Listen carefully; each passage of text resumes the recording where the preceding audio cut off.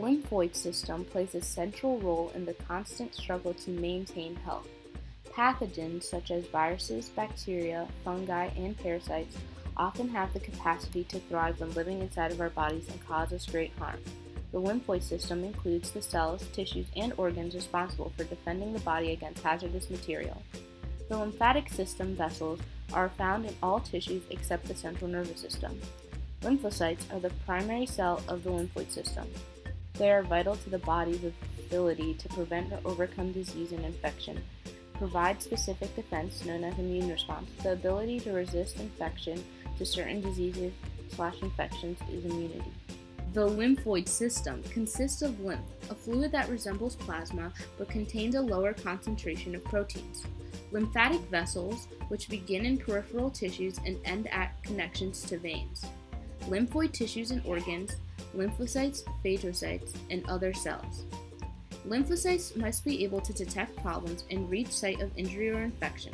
Lymphocytes, phagocytes, and macrophages circulate within blood and can enter or leave capillaries that supply tissues of the body. Lymphatic capillaries are also known as terminal lymphatics. They are the smallest lymphatic vessels, however they differ from blood capillaries in that they originate as pockets versus continuous tubes, have a larger diameter and thinner walls. In addition, basal lamina is incomplete or absent because the endothelial cells are not bound tightly together. Instead, they overlap. This overlap causes one-way valves, which lets fluid and solutes in but not out into intercellular spaces. Lymph flows from lymphatic capillaries to larger lymphatic vessels that have layers comparable to veins. The lymphatic vessels contain valves which prevent backflow of lymph and maintain normal lymph flow to the thoracic cavity. There are three classes of lymphocytes that circulate in blood: T cells, B cells, and NK cells. T, thymus-dependent cells, account for 80% of all circulating lymphocytes. T cells can be differentiated into cytotoxic T cells, helper T cells, and suppressor T cells. Cytotoxic T cells attack foreign cells or infected cells. Helper T cells stimulate activation and function of both T and B cells, while suppressor T cells inhibit activation and function of both T and B cells. Another class of lymphocytes is the B bone marrow-derived cells. They make up 10 to 15% of circulating lymphocytes. B cells can differentiate into plasma cells, responsible for production and secretion of antibodies. NK cells make up 5 to 10% of circulating lymphocytes, and they're also known as large granular lymphocytes. They attack foreign cells that appear in normal tissues and are responsible for the continuous policing of peripheral tissues called immunological surveillance. The collection of lymphoid tissues linked with the digestive system is called mucosa-associated lymphoid tissue. Clusters of lymphoid nodules deep in epithelial lining of the intestine is called the aggregated lymphoid nodules, also known as prayer patches. The walls of the appendix contain mass-effused lymphoid nodules. The tonsils are part of the mucosa-associated lymphoid tissue. There are large lymphoid nodules in the walls of the pharynx. Most people have 5 tonsils: left and right palatine tonsils, a single pharyngeal tonsil, and a pair of lingual tonsils. Tonsillitis is a condition in where the lingual tonsils become infected and swollen and therefore become visible.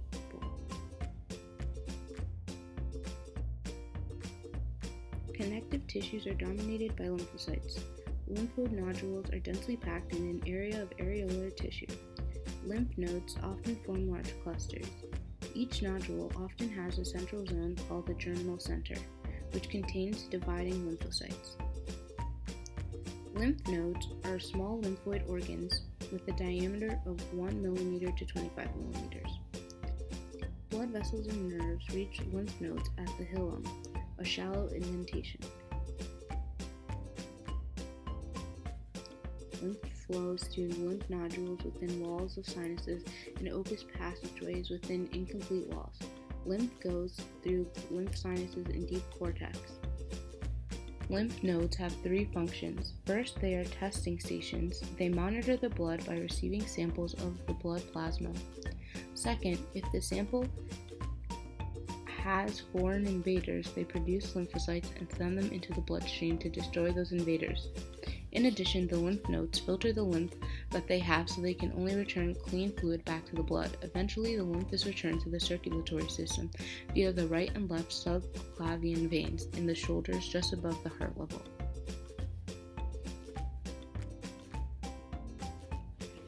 The spleen is a significant lymphatic structure and has a lot in common with the smaller lymph nodes throughout the body.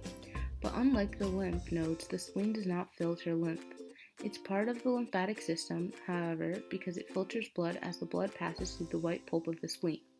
The spleen also works to clean the blood of worn-out erythrocytes. Remember, red blood cells have a short lifespan, and as a result, roughly 2 million erythrocytes die every second, therefore, they must be removed from the blood.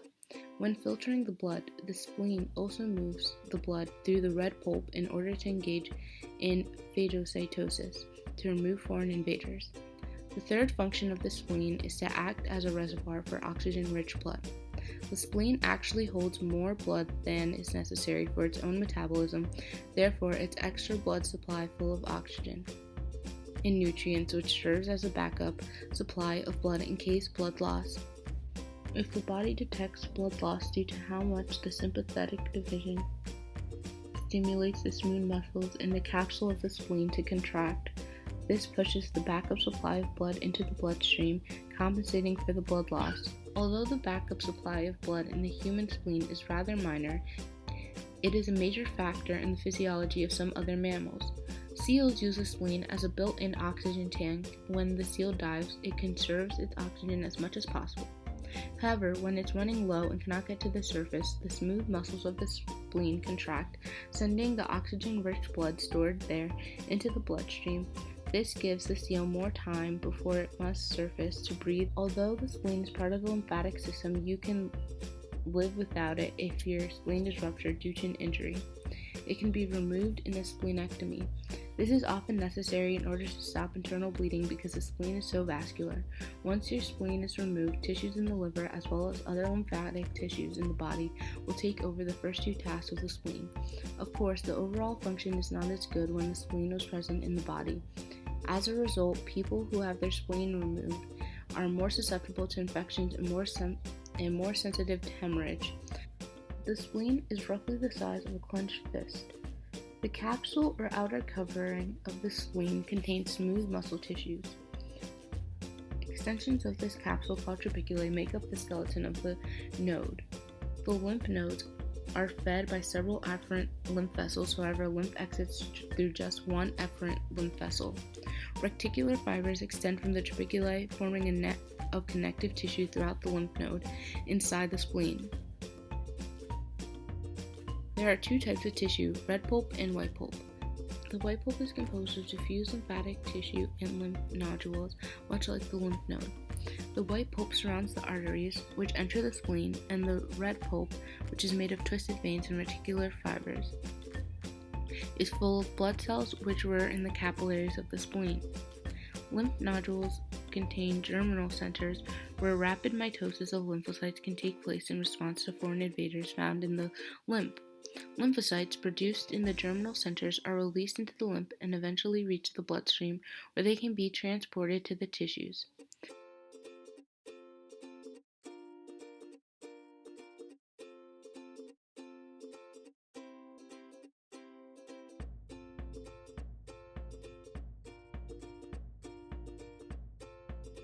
When a person is young, the thymus gland is large in proportion to the body size. During this stage of life, it is mostly lymphatic tissues. After puberty, decreases in size and becomes mostly fibrous and fatty tissue. In regards to what the thymus gland does, it is like many things in the human body. The scientific community is still puzzled by the thymus gland. We know that while a person is young, immature lymphocytes leave the bone marrow, they travel to the thymus. The remarkable maturation process, sometimes referred as thymic education. T lymphocytes that are beneficial to the immune system are spared, while T lymphocytes that might evoke a detrimental immunological response are eliminated. For example, if you have type A blood, T lymphocytes which attack the A antigen are destroyed. However, T lymphocytes which attack the B antigen are allowed to mature and enter the bloodstream. Notice that this one is called a gland. That means that one of the functions is to secrete hormones, making it also a part of the endocrine system, as well as the lymphatic system. It produces hormones. Principal among them is the hormone thymosin. What does thymosin in the body do? Well, we're not really sure. We know that it affects the immunological response of the body. However, the way that it's done remains unclear. One prevalent thought is that thymosin stimulates the activity of lymphocytes to migrate to other lymphatic tissues.